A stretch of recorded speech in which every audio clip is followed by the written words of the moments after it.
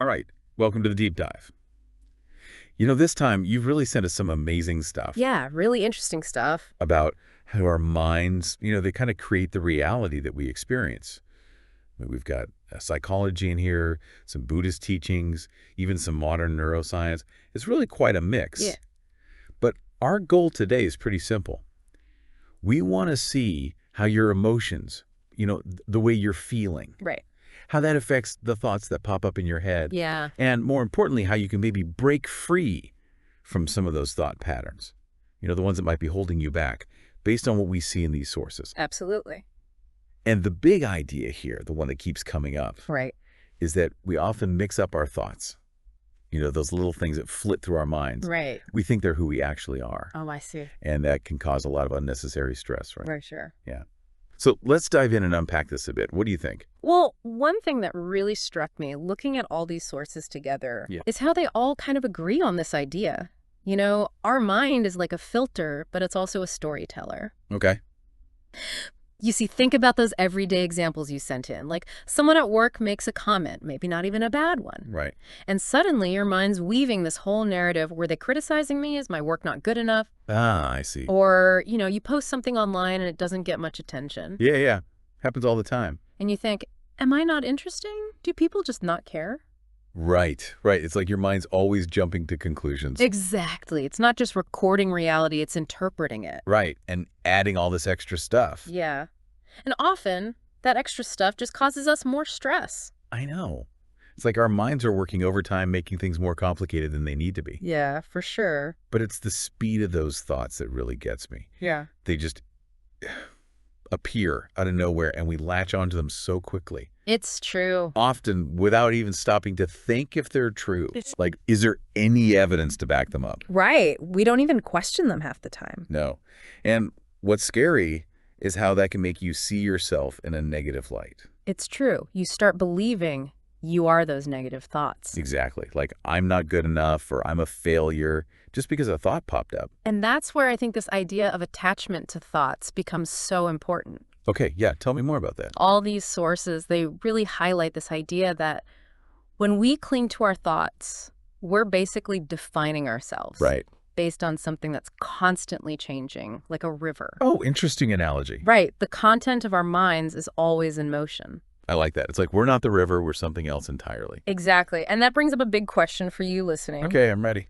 How can you start to understand that who you really are? It's not defined by these passing thoughts. That is the question, isn't it? It is. And I think the first step, at least from what these sources suggest, is just realizing that thoughts, they're just thoughts. Right. They're not facts. They Yeah. don't necessarily reflect reality. Okay, so how do we make that distinction? How do we see thoughts for what they really are? Well, there's this great analogy from Buddhist teachings that I think can help you a lot. I love a good analogy. Lay it on me. Okay, imagine thoughts as clouds, Okay, yeah. moving across the sky. They're temporary. They're always changing. Right. They appear, they drift by, they disappear. Okay, I can see that. Now, the teachings suggest that your thoughts, they're not you. They're like those clouds. They don't define your true essence. So it's like the clouds are just passing through, Exactly. but the sky is always there. Yeah, something like that. And we are the sky. Right, something more permanent, more fundamental. I like that. That's really helpful. Yeah, and the sources give some great practical examples of how this works in everyday life. Like, you wake up and think, oh, today's going to be a tough day. I've been there. Right. But the thing is, that's just a thought. Maybe it's because you're tired or you have a big presentation. Right. But it's not actually the reality of the day. The day is still unfolding, full of possibilities. It's like we're prejudging the day before it's even begun. Exactly. We're letting a single thought dictate our whole mood. And missing out on all the good stuff that might happen. Exactly. What about those moments when we get praise or criticism? Yeah, that's another great example. Like you get a compliment and your mind goes, I'm amazing. Right. Or you get criticized and it's like, I'm a total failure. Boom, instant identity crisis. But the Buddhist perspective, it encourages you to see those thoughts differently. Okay, how so? Not as some permanent truth about yourself, but just as mental events. Oh, I see. Like they're just feedback, not a definition of who you are. Exactly. They're passing judgments, not a final verdict. And it's incredible how modern neuroscience is actually backing this up now. It really is fascinating. Like The research shows that your brain is constantly active, generating thoughts all the time. Right, it's like this electrical storm constantly firing. And there's not just one little guy in there making all those thoughts. No, it's much more complex than that. It's a network, a system. And that's why those thoughts can be so random and contradictory sometimes. Yeah, and neuroscience is even showing us that we can change those patterns. Oh, that's hopeful. It is, through practices like mindfulness. We'll get to that later, I'm sure. We will. But for now, just think of it like ocean waves. Okay, yeah. They form, they crest, they break, they disappear. So each thought is like a wave, Exactly. It has its moment, but it doesn't represent the whole ocean. which is our underlying consciousness. Right. Something much vaster and deeper than any single thought. I love that. So no single thought can define us. Exactly. And the research really emphasizes this fluidity of brain activity. It's not static, it's always changing. So even if we have conflicting thoughts like, I'm good at this, and then I'm not good enough, Right. those are just temporary states. Exactly. They might reflect how you're feeling at that moment Okay. or the specific situation you're in. But they're not the whole picture. No, not at all. And that's why the sources keep emphasizing this idea Of not clinging to our thoughts. right, not defining ourselves by those fleeting mental events. Because if we do, we get caught in this cycle of self-judgment and limitation. Exactly. It's like we're trapping ourselves. But if we can accept that thoughts are just thoughts, Yeah. that they come and go, It opens up a whole new level of freedom. it's like we're breaking free from a mental prison. And that allows us to be more present, more engaged in our lives. Yeah, not so caught up in our heads. Right. And the Buddha had this great advice about how to relate to our thoughts. Oh, tell me. He said to observe them like you're watching a film. Okay. You notice the characters, the plot, the drama unfolding on the screen. But you don't get lost in it. Exactly. Yeah. You don't identify with the characters. You don't take it personally. You're just the observer. Exactly. And that's how we can start to relate to our thoughts. So we're not trying to stop thoughts altogether. No, that's probably impossible. It's more about changing our relationship to them. Yeah. Seeing them for what they are. Okay, that makes sense. Now, we've talked about the mind as this filter and storyteller. Right. But the sources also point out that our stories are often influenced by things like our habits, our beliefs, our past experiences. And our current emotional state. Exactly. It's like our mind is constantly trying to make sense of the world Right. by weaving narratives based on all this internal baggage. Yeah. And those narratives, they might not always be accurate. No. In fact, they can be downright misleading sometimes. The example they give about the text message is so relatable. Oh, yeah. Tell me about that one. So you send a text and the other person doesn't reply right away. It happens. And your mind goes into overdrive. They're mad at me. I did something wrong. They're ignoring me. Oh, I know that feeling. But the reality, it could be something totally different. Right. Like their phone died, or they're busy, or they just haven't seen it yet. Exactly. But we jump to those negative conclusions so quickly. Because our minds are trying to fill in the gaps. And they often do it in ways that create more suffering for us. And a lot of these stories, they're based on beliefs we've held for a long time. Often from childhood, yeah. Like the example they give of someone who was raised to believe they have to be perfect. Right. That can lead to constant self-criticism. And thoughts like, I'm not good enough, or everyone's gonna see my flaws. Ouch. It's tough, and these beliefs, they become so ingrained Right. that we don't even question them. They feel like truth. It's like they're part of our operating system. Exactly. But as the sources point out, they're often just interpretations. Not facts. Right, conditioned responses that we've learned over time. So we might be living our lives based on outdated software. It's possible, and it's worth examining those beliefs. Yeah, to see if they're still serving us. Exactly. What about that example with the person who's had bad relationships in the past? Oh, yeah. That one really illustrates how our past can color our present. Totally. So someone's been hurt before, and they develop this belief that no one will ever truly love me. Right, and that belief starts to shape how they interpret everything in their new relationships. Even if their partner's being kind and loving. Exactly. They might think, there's a hidden motive, or this is too good to be true. So they're constantly looking for evidence to confirm their belief. And they might miss out on genuine connection because of it. That's so sad. It is, but it shows how powerful these subconscious beliefs can be. Like they create a self-fulfilling prophecy. Exactly. And this brings us to a really important point that the sources emphasize. What's that? Thoughts are not facts. Okay, say that again. Thoughts are not facts. Okay, I'm listening. Just because you think something doesn't make it true. That's a good one to remember. It is. We so often mistake our thoughts for reality. Especially those negative ones. Right. Like you might think, I'm going to fail this presentation. Oh, I've been there. But that's just a prediction, a possibility, not a guarantee. It's based on fear, not fact. Exactly. And the sources suggest that instead of getting caught up in that thought, Right. you can simply observe it. Just notice it without judgment. Exactly. And that creates space for you to act with more confidence and freedom. Because you're not letting that one thought control you. Exactly. And this is where mindfulness comes in, right? Yeah, the sources talk a lot about the power of conscious observation. Which is basically being aware of your thoughts without being ruled by them. Right. It's like becoming the observer of your mind. Instead of being totally identified with every thought. Exactly. And there's a practical tip they give for dealing with those negative thoughts. Oh, yeah. What is it? So first, you name it. Okay, like I'm having the thought that... Exactly. I'm having the thought that I'm going to fail. What? Then you observe it without judgment. Like, interesting. My mind created this story. And then what? And then you bring yourself back to the present moment. Wow. Like, what can I do right now to prepare better? So it's about shifting your focus away from the negative thought. And taking action instead. Yeah, that makes sense. Now, something else that really struck me in these sources What's that? is the idea that reality isn't just about what happens, but how we interpret it. That's a big one. Right. Like, two people can experience the same event Yeah.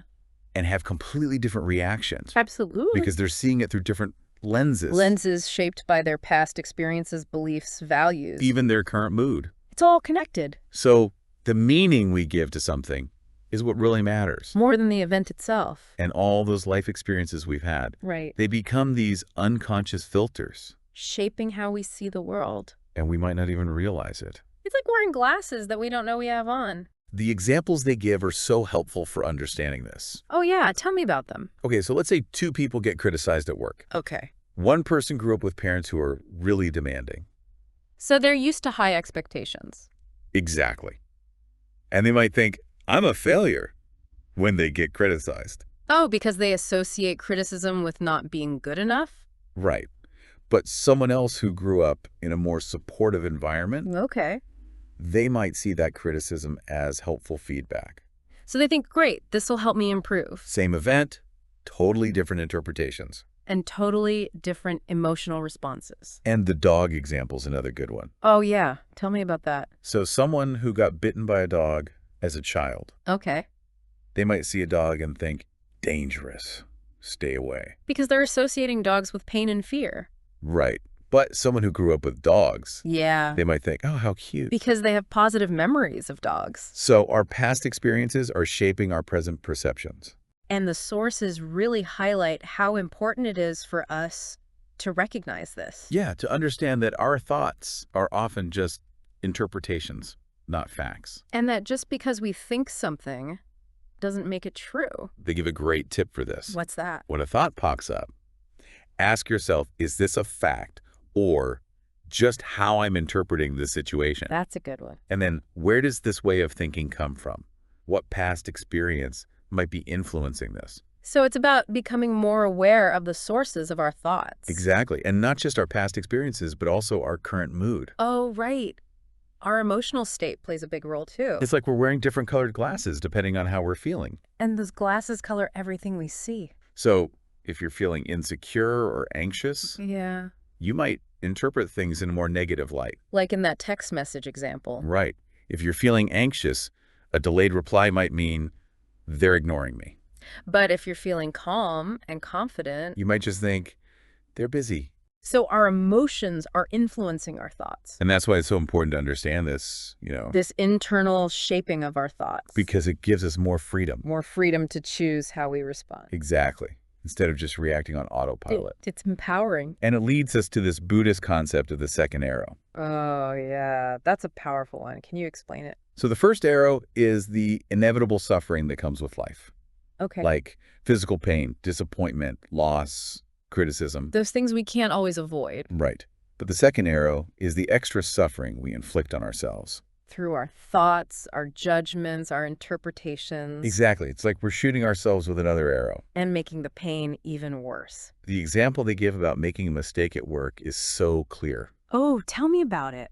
Okay, so you mess up during a presentation. That's the first arrow. Okay, the actual event. But then you start beating yourself up. Everyone thinks I'm incompetent. My boss is going to fire me. I'm a failure. That's the second arrow. Right. Those thoughts aren't part of the original event. But they create a whole new level of suffering. And it's important to distinguish between pain and suffering, right? Yeah, what's the difference? Pain is the natural feeling that arises from a difficult situation. Okay. Like if you get injured, you feel pain. Right, that's unavoidable. But suffering is our resistance to that pain. It's the judgment, the blame, the negative self-talk. And that's often optional. We can choose to suffer less. They give some great everyday examples of this. Oh, like what? Missing the bus. The first arrow is being late. The second arrow is I'm always so disorganized. Okay, see. Or a breakup. The first arrow is the pain of loss. The second arrow is I'll never find love again. And receiving criticism. Yeah, the first arrow is the discomfort of being criticized. And the second arrow is she hates me or I'm never going to get this right. So how do we avoid shooting that second arrow at ourselves? The sources have some practical advice for that. Lay it on me. First, become aware of your thoughts when you're feeling pain. Okay, Ask yourself, am I adding to my suffering right now? that's a good question to ask. It is. And then practice self-compassion. Talk to yourself like you would a friend. Exactly. Be kind and understanding. And focus on the present moment. Right. Because the second arrow often involves dwelling on the past or worrying about the future. And remember, don't believe everything you think. Challenge those negative thoughts. Ask yourself, is this really true? Or, is there another way to look at this? Okay, so we've talked about how our minds create stories and how those stories can lead to suffering. Right. But what about when those thoughts just keep coming back? Oh, you mean when we try to resist them? Exactly. Like when you try to suppress a thought, it just gets stronger. Yeah, it's like trying not to think about a pink elephant. Suddenly, pink elephants everywhere. Exactly. The sources call this the rebound effect. And they mentioned that famous experiment, The white bear experiment.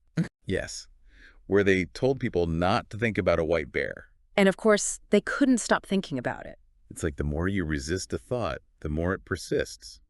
And they give some examples of how this plays out in real life. Oh, like what? Like that anxiety you get before a big meeting. Yeah, I know that feeling. The more you try not to think about it, the more anxious you become. And you can't sleep. Right. Or negative self-talk like, I'm a failure. The more you try to push that thought away, the louder it gets. Exactly. And even cravings, like if you're trying to avoid a certain food, The more you try not to think about it, the more you want it. it's like forbidden fruit. So resisting our thoughts doesn't work. It seems counterintuitive, but it often makes things worse. So what's the alternative? The sources suggest a different approach. Okay, I'm all ears. Instead of resisting your thoughts, Yeah, allow them to come and go. like those clouds again. Exactly. Let them drift through your mind without grabbing onto them. Don't engage in a tug of war. Right. Just observe them with curiosity. And this is where the practice of acceptance comes in. Yeah, it's about acknowledging your thoughts without judgment. Like, I'm having the thought that. Exactly. And then reminding yourself, it's okay to think this. It's just a thought. It will pass. And then gently redirect your attention to the present moment. Your breath, your body, your surroundings. It's not about suppressing the thought, but choosing where to focus your energy. And this is a practice, Definitely. It takes time and patience. but it's worth it. Now, one of the most powerful concepts that came up in these sources What's that? is this idea of seeing clearly.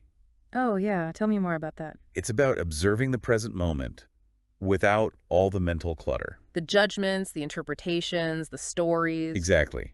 It's about seeing things as they actually are. Not as we make ourselves believe they are. And that requires separating the facts from our mental baggage, Our fears, assumptions, criticisms, because so much of our suffering comes from those misinterpretations. not from reality itself. When we can see clearly, we react more calmly, more wisely. And we suffer less. They give some great examples of this. Oh, I love examples. Okay, so let's say you send a message and the other person doesn't reply. Okay. The mental story might be, they're ignoring me, they're mad at me. Right. But clear observation is simply, the message was sent, I haven't received a reply yet. So it's about sticking to the facts. and avoiding those unnecessary assumptions. That can lead to a lot of anxiety and hurt. What about that example with the work mistake? Oh, yeah. Tell me about that one. So you make an error at work. It happens. The mental story might be, I'm incompetent. Everyone saw I'm going to get fired. Right. The clear observation is, I made a mistake.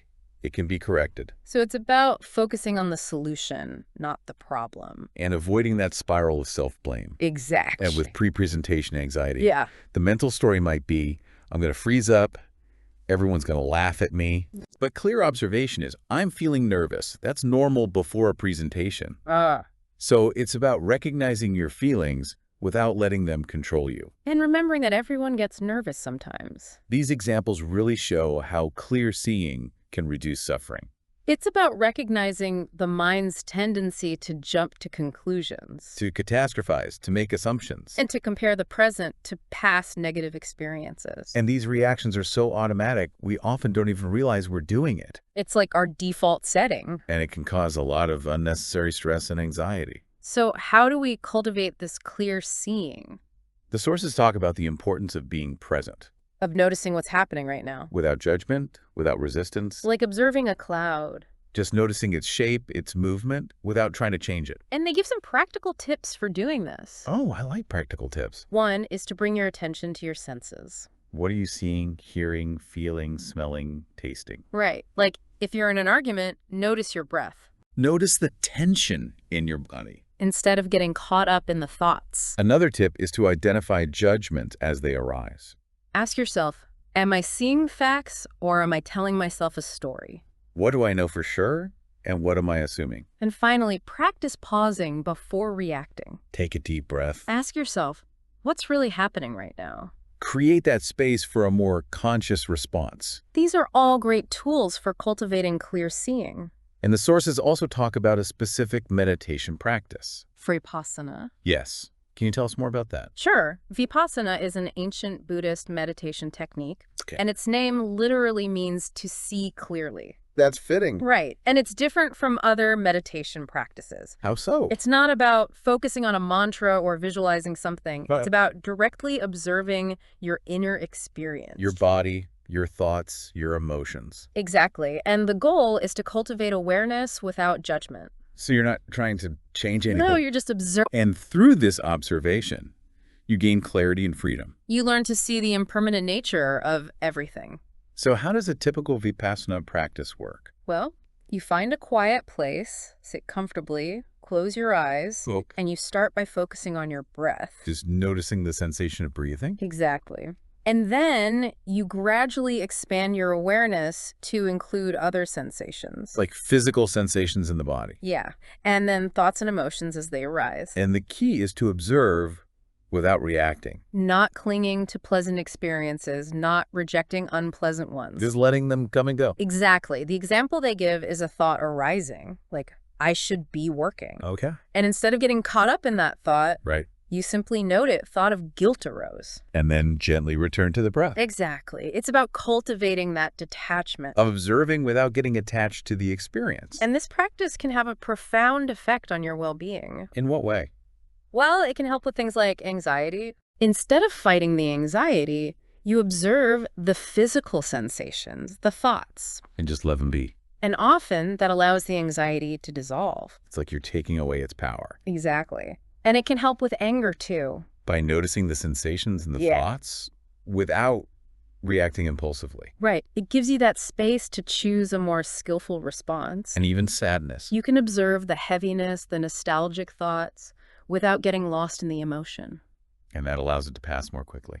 So Vipassana is a really powerful tool for managing difficult emotions. And it has other benefits too, right? Yeah, the sources mention things like increased mental clarity, Okay. greater self-knowledge, reduced anxiety, emotional stability. Sounds like a pretty good deal. It is. And it can even improve your focus and presence. So how can someone get started with Vipassana? Well, the sources offer some simple instructions. Let's hear them.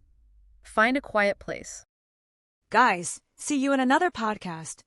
Don't forget to subscribe to our channel